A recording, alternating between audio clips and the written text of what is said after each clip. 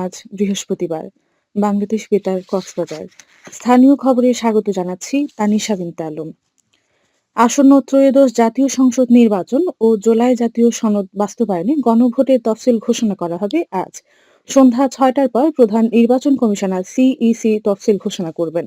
গতকাল বুধবার বিকেলে সংসদ নির্বাচন ও গণভোটের তফসিল ঘোষণা এবং প্রচারে বাংলাদেশ টেলিভিশন ও বাংলাদেশ বেতারের প্রধান নির্বাচন কমিশনার সিইসি এম নাসিরুদ্দিনের ভাষণ রেকর্ড শেষে নির্বাচন কমিশনার ইসি সচিবালয়ের সিনিয়র সচিব আখতার আহমেদ এই তথ্য জানান। ইসি সচিব বলেন, বৃহস্পতিবার ৩০০ আসনের তফসিল ঘোষণা করা হবে।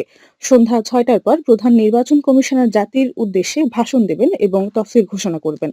তফসিল ঘোষণার আগে রাষ্ট্রপতি মোহাম্মদ শাহাবুদ্দিনের সাথে সাক্ষাৎ করেছেন প্রধান নির্বাচন কমিশনার এম নাসিরুদ্দিনের নেতৃত্বাধীন ৫ সদস্যের প্রতিনিধি দল।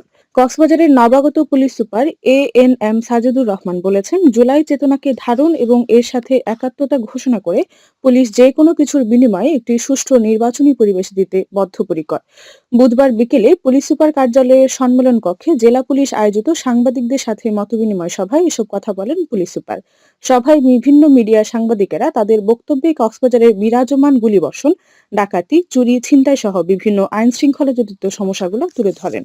চোরাই পথে মিয়ানমারে পাচারকালে বিপুল পরিমাণ সিমেন্ট সহ ২২ পাচারকারীকে আটক করেছে বাংলাদেশ নৌবাহিনী। গতকাল দুপুরে আন্তঃবাহিনী জনসংযোগ পরিদপ্তর আইএসপিআর বিষয়টি নিশ্চিত করে। বিজ্ঞপ্তিতে বলা হয়, গোপন সংবাদের ভিত্তিতে মঙ্গলবার গভীর রাতে সেন্ট মার্টিন ও তৎসংলগ্ন এলাকায় দুটি কাঠের নৌকা জব্দ করা হয়। পরে তল্লাশি চালিয়ে ১,৫০০ বস্তা সিমেন্ট সহ ২২ জন পাচারকারীকে আটক করা হয়। এদের বিরুদ্ধে সংশ্লিষ্ট ধারায় মামলা করে টেকনাফ মডেল থানায় হস্তান্তর করা হয়েছে। উখিয়ার কোর্টবাজার স্টেশনে অভিযান চালিয়ে ৩০টি অবৈধ স্থাপনা ও ঝুপড়ি উচ্ছেদ করেছে উপজেলা প্রশাসন। গতকাল নির্বাহী ম্যাজিস্ট্রেট ও সহকারী কমিশনার ভূমি জারিন তাসনিম তাসিনের নেতৃত্বে এই অভিযান পরিচালনা করা হয়। তিনি জানান, দীর্ঘদিন ধরে কিছু ব্যক্তি সড়ক ও জনপদ বিভাগের জায়গায় অবৈধ স্থাপনা ও ঝুপড়ি দোকান তৈরি করে ব্যবসা পরিচালনা করে আসছিল। এতে পথচারীদের চলাচলে চরম দুর্ভোগ পোহাতে হয়। উপজেলা প্রশাসন যানজট নিরসন ও বাজারে পথচারীদের যাতায়াত নির্বিঘ্ন করতে এই অভিযান পরিচালনা করেছে বলে জানান নির্বাহী ম্যাজিস্ট্রেট। সীমান্ত উপজেলা টেকনাফে হাইব্রিড জাতের লাউ চাষ করে আর্থিকভাবে লাভবান হচ্ছে চাষিরা। লাউ শীতকালীন সবজি হলেও সারা বছরই লাউয়ের আবাদ করছেন বলে জানিয়েছেন স্থানীয় কৃষকরা। কয়েকজন চাষি জানান, বেশি ফলন ও দাম ভালো পাওয়ায় লাউ সহ নতুন নতুন সবজি চাষে কৃষকদের আগ্রহী করে তুলতে পরামর্শ ও কারিগরি সহায়তা দিচ্ছে কৃষি বিভাগ।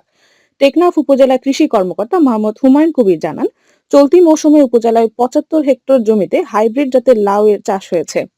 উপজেলা কৃষি সম্প্রসারণ অধিদপ্তর লাউ চাষীদের বিনামূল্যে প্রশিক্ষণ, বীজ, সার ও কীটনাশক ঔষধ বিতরণ করছে বলে জানান তিনি।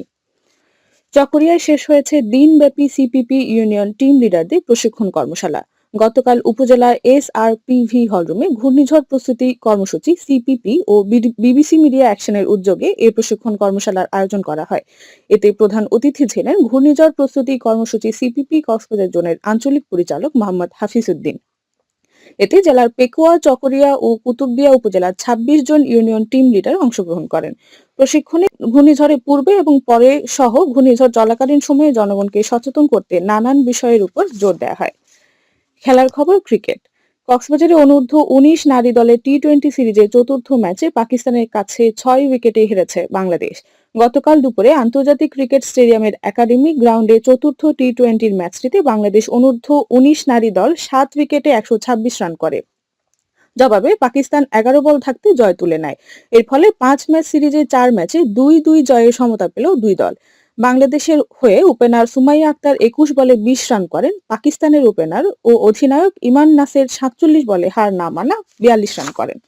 আবহাওয়া এখন জানিয়ে দিচ্ছি বাঁকখালী নদীর মোহনা ও সংলগ্ন এলাকার সামগ্রিক জোয়ার ভাটার সময়সূচি। আজ জোয়ার শুরু হবে সকাল ৯টা ৩৮ মিনিটে, চলবে বিকেল ৩টা ৩৯ মিনিট পর্যন্ত। সবশেষে পর্যটক বার্তা।